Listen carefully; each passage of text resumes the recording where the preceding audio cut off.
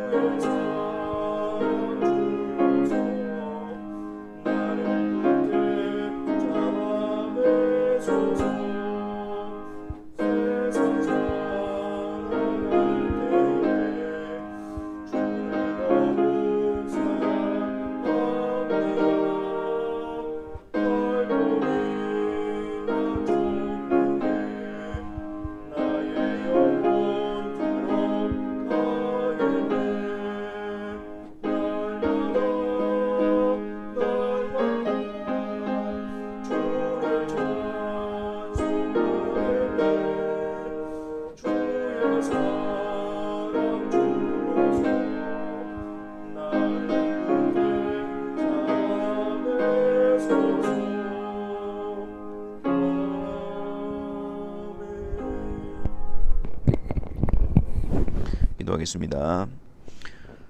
사랑의 주님, 또 수요의 기도의 시간을 통해서 우리가 각기 처한 처소에서 주님 앞으로 나아가기를 원합니다. 이 세상 가운데서 주의 사랑하는 성도들을 또 주님 앞에 나오는 시간들을 통해서 또 강건케 하여 주옵시고 또 은혜 가운데 그들의 심령을 소생시켜 주시기를 간구합니다. 참 우리가 하나님 앞에서 자원하는 마음으로 또 하나님을 사랑하는 마음으로 주를 의지하며 주님께 나오기를 힘써야 되지만 우리의 연약함과 때로는 우리의 완악함으로 인해서 그 은혜의 자리 앞으로 나오기를 더디하는 우리들의 모습이 있음을 고백합니다. 성령 하나님께서 우리에게 정해진 거룩한 습관의 시간들을 통해서 또 우리들의 그런 연약함과 우리들의 완악함 가운데서도 계속해서 주님의 은혜 앞으로 나오는 그런 귀한 성도들이 되게 하여 주옵소서. 이 한 시간을 통해서 하나님께서 우리들을 힘있게 하여 주옵시고 우리를 위로하여 주시고 우리가 나아가야 될 길을 알게 하여 주시기를 간구합니다. 무엇보다도 주님의 말씀을 통해서 하나님께서 우리를 위하여 행하신 일과 또 하나님의 손으로 이루신 일들을 다시 듣게 하여 주옵시고 성령께서 우리 가운데 믿음을 일으키시사 하나님께서 우리에게 행하신 그 놀라운 일들이 우리 가운데 능력으로 드러나는 이 시간이 되게 하여 주옵소서. 아울러 주의 말씀을 통하여 교훈을 받게 하여 주시며 우리가 이 힘들고 어려운 세상 가운데서라도 주님께서 원하시는 그 길이 무엇인가를 분별하게 하여 주시고 그 길 따라가는 주님의 자녀들이 되게 하여 주옵소서. 이 시간 성령께서 우리의 마음을 강하게 붙들어 주옵시고 또한 주님과 함께하는 이 시간을 통해서 우리를 힘있게 하여 주옵소서. 예수 그리스도의 이름으로 기도하옵나이다. 아멘.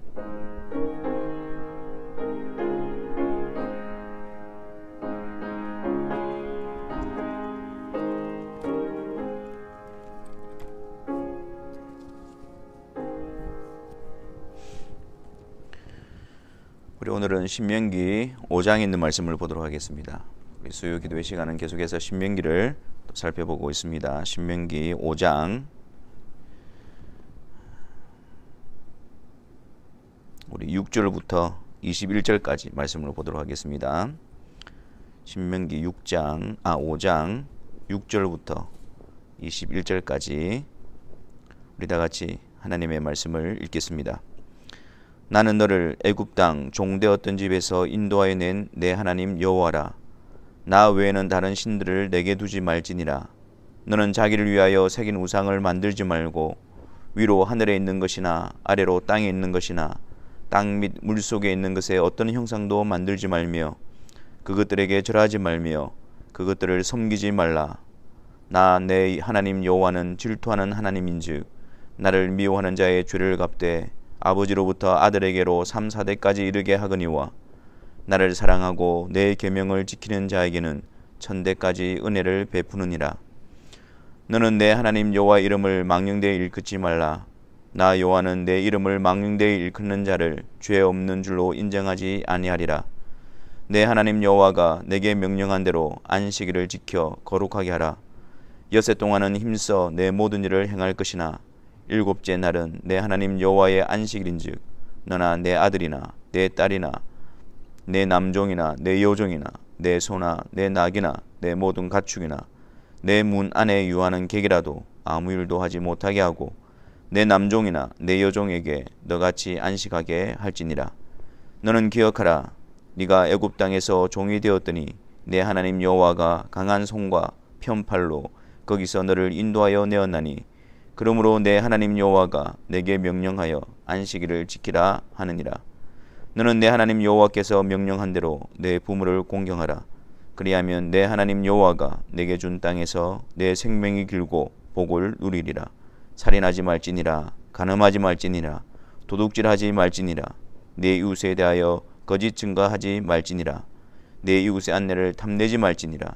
내 이웃의 집이나 그 밭이나 그의 남종이나 그의 여종이나 그의 소나 그의 낙이나 내 이웃의 모든 소유를 탐내지 말지니라. 아멘. 오늘 읽은 신명기 5장과 또 출애굽기 20장에 10계명이 기록이 되어져 있습니다. 10계명을 주신 그 배경은 어떠하며 또 10계명이 가지고 있는 의미가 무엇이며 또는 오늘날 우리에게 있어서 10계명은 어떤 의미를 가지고 있는지 살펴보려고 합니다. 먼저 1절 말씀해 보니까 모세가 온 이스라엘을 불러 그들에게 이르되 이스라엘아 오늘 내가 너희의 귀에 말하는 규례와 법들을 듣고 그것을 배우며 지켜 행하라 그렇게 말씀합니다. 지금 모세는 출애굽 2세대들에게 말을 하고 있죠. 출애굽 2세대들이라는 것은 처음에 애굽에서 이스라엘 백성들을 이끌어낼 때에 그때 20세 이하의 자녀들 세대를 말합니다. 그리고 광야 40년 동안에 광야 생활 가운데서 태어난 자손들을 말합니다. 우리가 잘 알다시피 출애굽에서 처음 나온 세대들은 여호수아와 갈렙을 제외하고는 전부 광야 생활 가운데서 멸망을 당하게 되어졌죠. 이제 이 1세대들은 끝이 나고 2세대들 그들이 이제 가나안 땅을 들어가게 되어지는데 모세는 그들을 불러서 1세대들이 하나님과 맺은 그 언약에 그 2세대들을 참여시키고 있는 것입니다. 그래서 호렙산 시내산에서 하나님의 언약을 맺으셨던 그 장면을 설명하면서 2절과 3절 말씀에 우리와 언약을 세우셨다라고 말합니다. 이 언약은 여호와께서 우리 조상들과 세우신 것이 아니요 오늘 여기 살아있는 우리 곧 우리와 세우신 것이라 그렇게 말합니다. 그 언약을 맺을 당시에는 그들은 어린 자녀였고 나지도 않았던 자들이었지만 지금 모세는 그때 그 맺은 언약은 그 1세들하고만 맺은 언약이 아니고 그 하나님의 백성들과 맺은 언약이기 때문에 오늘 살아있는 너희들도 그 하나님의 언약의 당사자들로 언약을 계승하는 자들로 서 있음을 말하고 있는 것입니다. 그래서 이 1세대들이 하나님과 맺은 언약을 파괴해버리고 그 언약을 지키지 않음으로 말미암아 어떤 결과가 초래되었느냐? 광야에서 다 멸망당하지 않았느냐? 너희들이 이것을 교훈을 삼고 가나안 땅에 들어가거든 이 하나님의 언약을 지켜 행함으로 그 땅에서 너희들이 복된 삶을 살아라 라고 지금 이야기를 하고 있는 것입니다. 그리고 이 언약은 너희들과 상관없는 것이 아니라 지금 너희가 언약의 당사자들이고 하나님과 그 언약을 맺고 있는 자들이다 라는 거예요. 근데 왜 모세가 이들에게 있어서 이 언약을 말하면서 지켜 행하라, 하나님이 말씀하신 규례와 법도와 명령들을 너희들이 지켜 행하라 이렇게 강조하는 이유가 무엇일까요? 이 언약을 맺을 때의 처음에 그 모습은 하나님께서 시내산에 임재하셨습니다. 그때 임재하셨을 때의 모습이 어떻습니까? 그냥 산에 그 불이 타고 또 구름이 가리우고 그리고 흑암 가운데서 그 하나님의 그 크고 두려운 음성이 들려오기 시작합니다. 그리고 하나님께서는 그 하나님 임재하시는 그 땅 지경을 구별하여 그 누구도 그 가운데 들어와서 죽임을 당하지 않도록 주의하라고도 말씀하셨죠. 그러니까 지금 이스라엘 백성들이 시내산에 하나님이 임재하셔서 이제 말씀하시는데 그 자체가 그들에게 있어서는 굉장히 큰 두려움이었습니다. 그 불타는 불이 나와서 자기들을 살할 수도 있다라는, 그리고 하나님의 존전 앞에 하나님의 음성을 듣고 있다는 것 자체가 그들에게 있어서 죽음을 의미한다는 어떤 그런 두려움 가운데에 사로잡혀 있었죠. 그래서 하나님께서는 이제 모세만 올라오도록 명령하셨습니다. 그래서 5절 말씀해 보니까 그때 너희가 불을 두려워하여 산에 오르지 못하므로 내가 여호와와 너희 중간에 서서 여호와의 말씀을 너희에게 전하였노라 이렇게 말씀합니다. 그러면서 등장하는 것이 바로 십계명의 내용입니다. 그러니까 이 이스라엘 백성들에게 하나님께서 말씀하시는데 그들이 그것을 감당하지 못하니까 하나님과 그 백성들 사이에 모세를 중보자로 세우는 겁니다. 그래서 모세를 올라오게 하고 그 모세에게 하나님께서 두 돌판에 기록되어진 십계명의 내용을 주게 되어지고 모세는 그것을 그 백성들에게 전하게 되어집니다. 이 모습이 지금 언약을 체결하고 있는 모습이에요.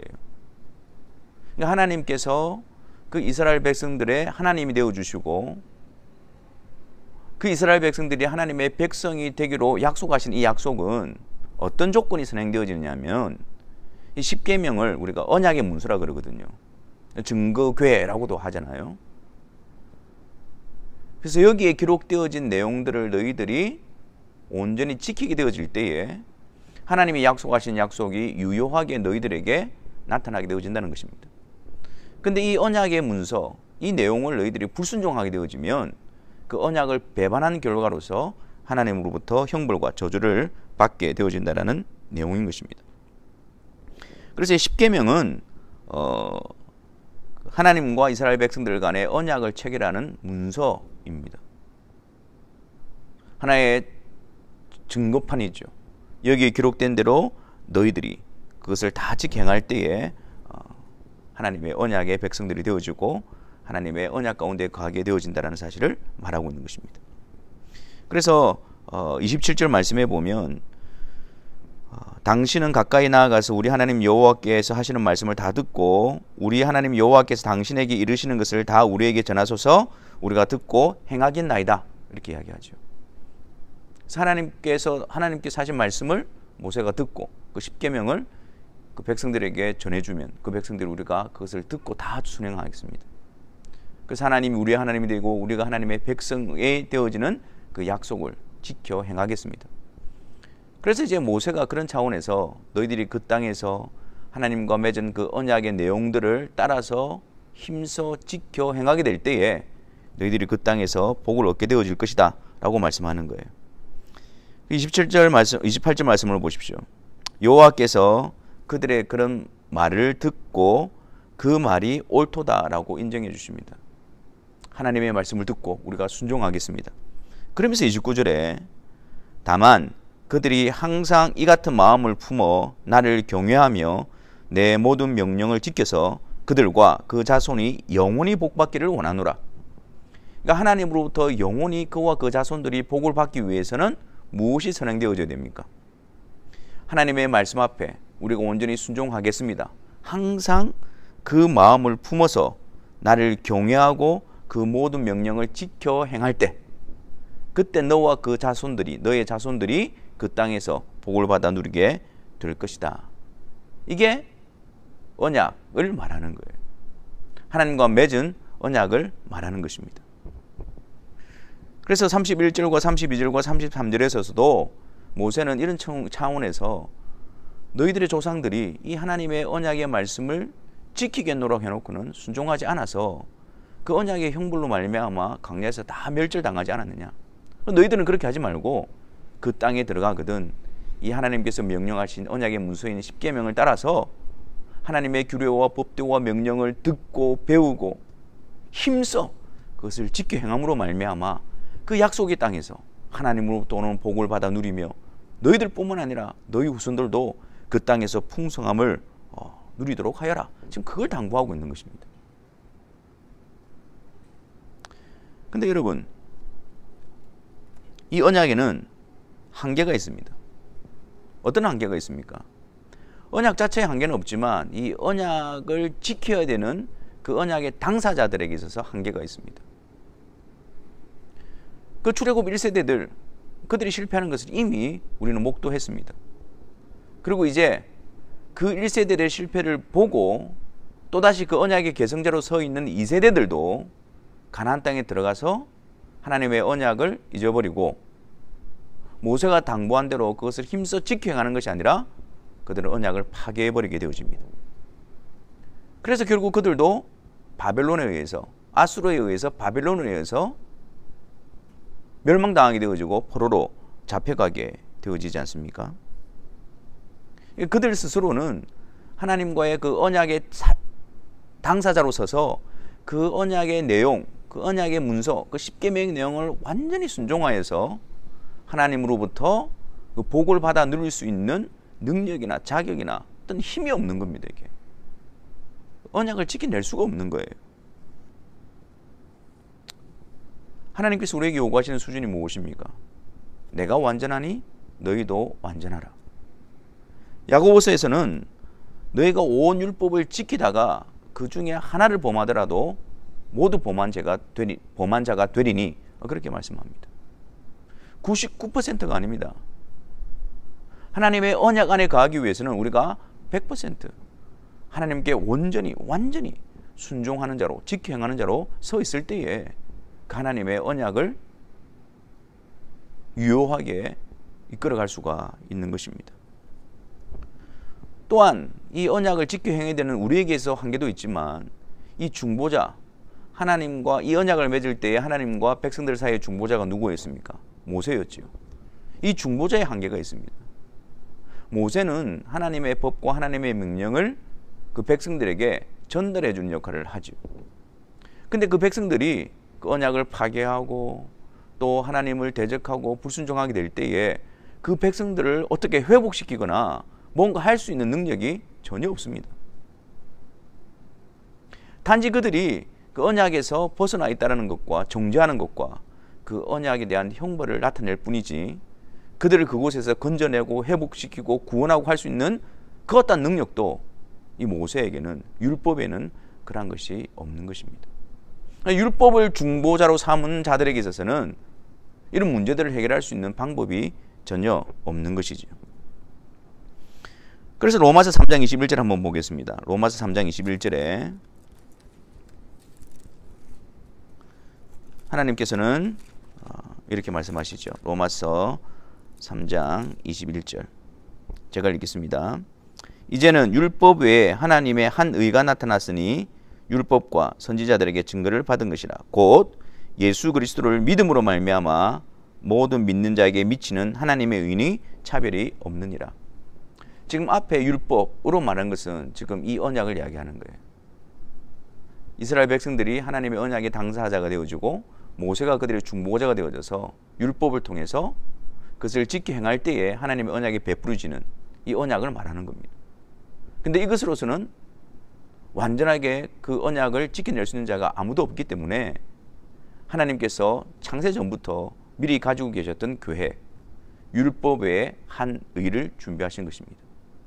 율법을 통해서 하나님 앞에 완전케 되어져서 그 하나님의 언약을 유효하게 만드는 것이 아니라 율법 외에 다른 의, 율법으로 말미암는 의가 아니라 하나님이 예비하신 다른 의, 그것이 바로 곧 예수 그리스도를 통해서 그리스도가 이루신 의를 우리에게 전가시켜 주심으로 하나님의 언약 안에 있게 하시는 그 방법을 말하고 있는 것입니다.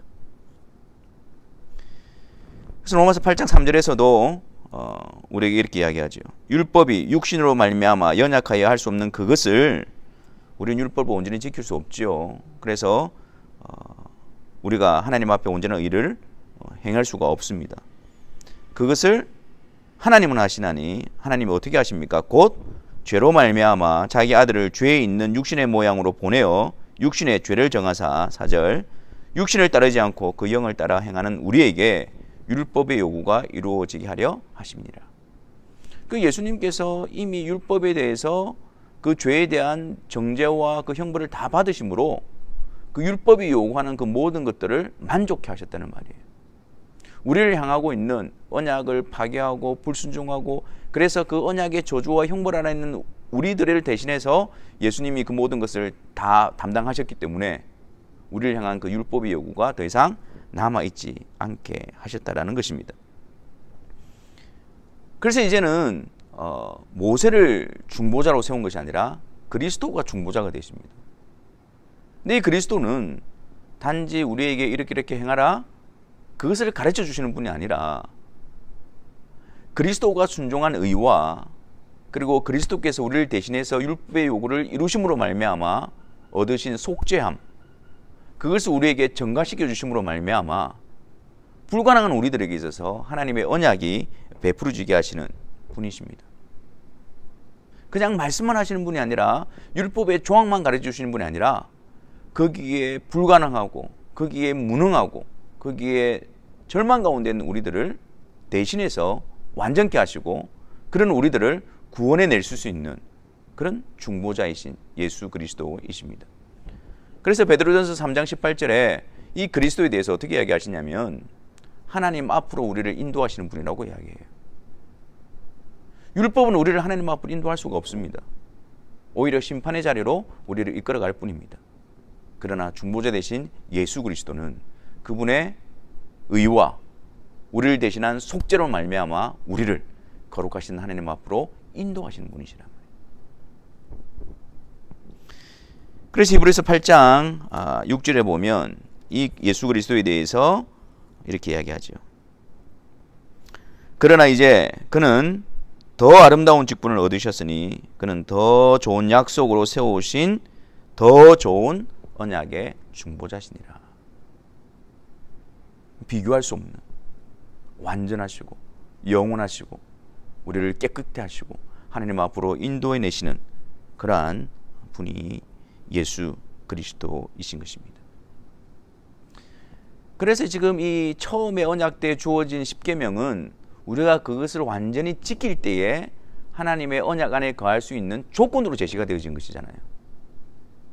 그런데 그리스도께서 우리의 중보자가 되시고 그리스도께서 우리의 모든 죄를 속죄하시고 하나님 앞으로 인도하신 그들에게 있어서 십계명은 하나님 앞으로 나아가는 조건이 아니라 그리스도로 말미암아 구속함을 입어 하나님의 백성이 된 자들이 누리는 복됨이라는 거예요. 그 언약의 조건이 아니라 언약의 누림이다라는 거예요. 그래서 우리가 아까 읽었듯이 십계명을 이야기할 때 제일 먼저 뭘 이야기합니까? 내가 너희를 애굽에서 구속하여 낸 여호와니라 그렇게 말씀합니다. 그리스도로 말미암아 구속하여 하나님의 백성들이 누리는 하나님의 백성으로서의 어떤 그 향유, 누림, 그것이 바로 하나님의 말씀을 따라서 순종하는 일입니다. 이게. 그러므로 십계명은 그리스도 안에서 하나님의 백성으로서 살아가는 지침이 되어지고, 십계명은 그리스도 안에서 하나님이 우리에게 요구하시는 것이 되어집니다. 우리는 그 십계명을 배우고 또 거기에 대해서 계속해서 순종함을 통해서 하나님의 거룩하심을 배우고 하나님의 거룩하심을 닮아가게 되는 것입니다. 십계명은 그냥 우리가 성경 퀴즈 할 때 외우는 것 정도가 아닙니다. 그리스도 안에서 살아가는 성도들의 삶의 지침이요 방식이 되어야 합니다. 그리스도인으로서 하나님을 닮아가는 방법이 되어져야 합니다. 그러므로 우리는 이 십계명을 통해서 우리는 이렇게 고백할 수 있어야 합니다. 우리는 죄인입니다. 이 십계명을 통해서 우리의 무능과 우리의 죄인됨을 낱낱이 지적하고 있잖아요. 그래서 이 십계명 앞에서 우리는 우리의 죄인됨을 핑계지 못하고 하나님 앞에서 우리가 죄인됨을 고백할 수밖에 없습니다. 또한 이 십계명을 통해서 우리는 이렇게 고백해야 합니다. 우리에게는 더 좋은 중보자가 필요합니다. 우리에게는 이런 무능한 우리들을, 이렇게 타락해 있는 우리들을 하나님 앞으로 인도해 줄 더 좋은 언약의 중보자가 필요합니다. 예수 그리스도를 더 바라보고 예수 그리스도께로 나아가야 합니다. 그리고 우리는 십계명을 통해서 이렇게 고백해야 합니다. 그리스도 안에서 하나님을 아버지라 부르게 하시니 감사합니다. 하나님 사랑합니다. 하나님을 아버지로 섬기고 하나님을 따라가기를 원합니다. 그 구체적인 지침이 바로 십계명이어야 하는 것입니다. 하나님을 사랑함으로 따라가는 발걸음이 바로 십계명에 대한 순종이어야 하는 것입니다. 십계명을 비추어서 우리 안에 이 놀라운 하나님이 베푸신 은혜의 역사와 우리 자신의 모습과 또한 그리스도 안에서 하나님의 자녀로서 하나님의 백성으로서 하나님이 원하시는 모습을 날마다 배우며 거기에 순종하며 나아가면서 우리의 발걸음이, 우리의 모습이 하나님의 거룩하심을 닮아가고 그분의 성품을 닮아가고 그분이 기뻐하시는 성도의 발걸음으로서 구별되어지고 세워지는 우리 모두가 되시기를 주님의 이름으로 축원합니다. 우리 시간 함께 말씀을 생각하면서 또 같이 기도했으면 좋겠습니다. 참 우리가 율법 또 하나님의 명령 이렇게 하면 우리는 굉장히 부담스러워합니다. 또한 예수 그리스도의 은혜를 말하면서도 하나님의 명령과 율법에 순종하지 않아도 된다라는 그런 안일한 생각을 가지기도 합니다. 이 둘 다 성도의 잘못된 자세입니다.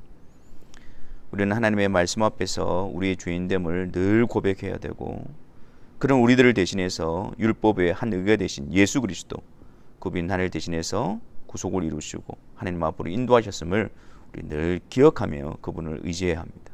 또한 이제 그리스도 안에서 하나님의 백성 된 자로서 백성다움을 배워가야 합니다.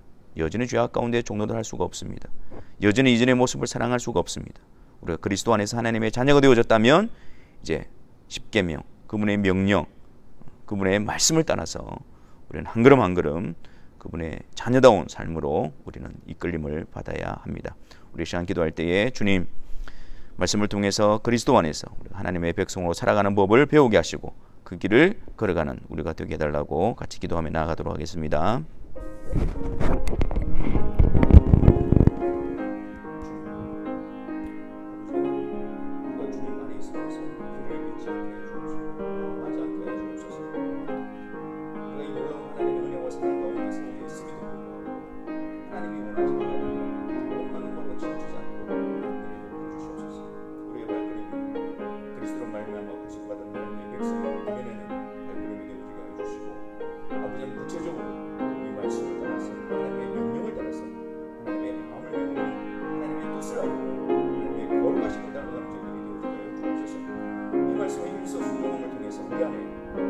하나님이 드러나게 해주옵시고 하나님의 거룩한 성품이 드러나게 해주시고 하나님의 원하시는 뜻과 하나님의 원하시는 바가 어떠한 것인가를 깨우쳐 하는 저희들 되게 하여 주셔서 이 하나님의 말씀을 통해서 하나님의 명령을 통해서 내 자신들을 부인하며 주를 따라가는 길에 말씀을 주시도록 주시옵소서. 저 멀리 배워서 상관없는 것이 아니라 주님 안에서 하나님을 배워가며 하나님을 섬겨가며 하나님을 섬기는 구체적인 주님을 배워 주시옵소서.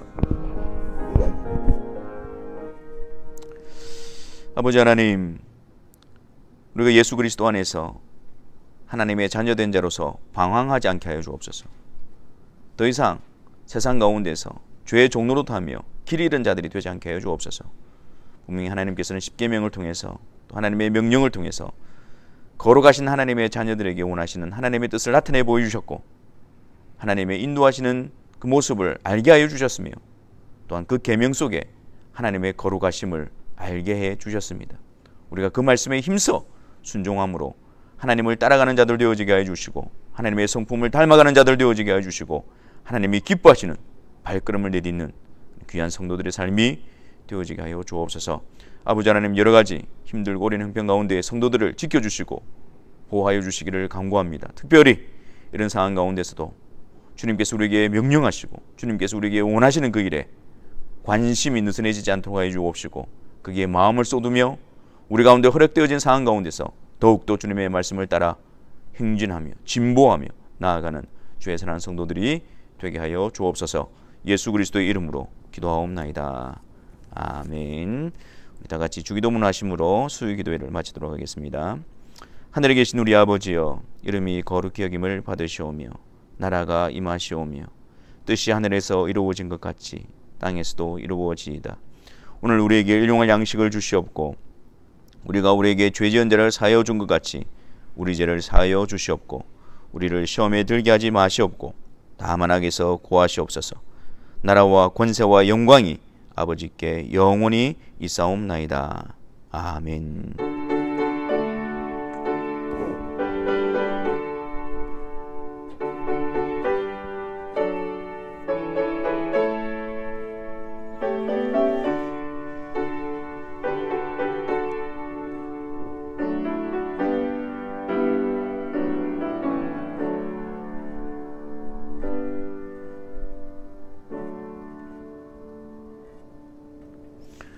수요기도를 마쳤습니다. 우리가 십계명을 따라 행함을 통해서 하나님 따라가는 기쁨을 충만히 풍성히 누리시는 우리 모두가 되시기를 바랍니다.